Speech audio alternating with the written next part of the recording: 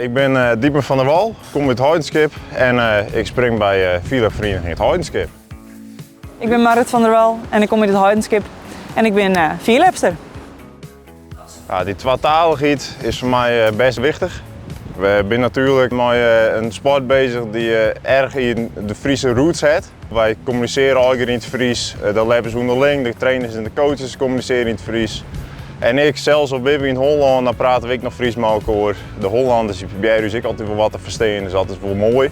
Als coach bijvoorbeeld dan stap je gauw waarom naar je mentaal in de zin van lid alsjeblieft los, tinker om. Ja, dat bent toch echt de Friese woord niet dan waarom komen. Maar ik klim, ik ga terug, het gaat goed.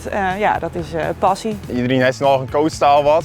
Die voor mij is dan altijd troldraven en omheen en klimmen en uitspringen. Ik zit van alles en nog wat op die kans te schreeuwen.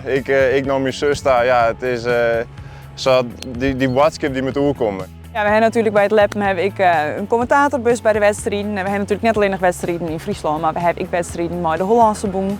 Waar, als er dan een Hollander lept, dan is de commentator zo aardig dat hij dan toch even naar het Hollands omschakelt. En op het moment dat er een heel soort publiek is vanuit heel Nederland of zelfs uit het buitenland, dan wordt er omschakelen naar het Nederlands of naar het Engels. Dus het is mooi om te zien hoe wij we zijn trots op uw taal, die gebruiken we graag, maar dat is ik onpasje wel nodig.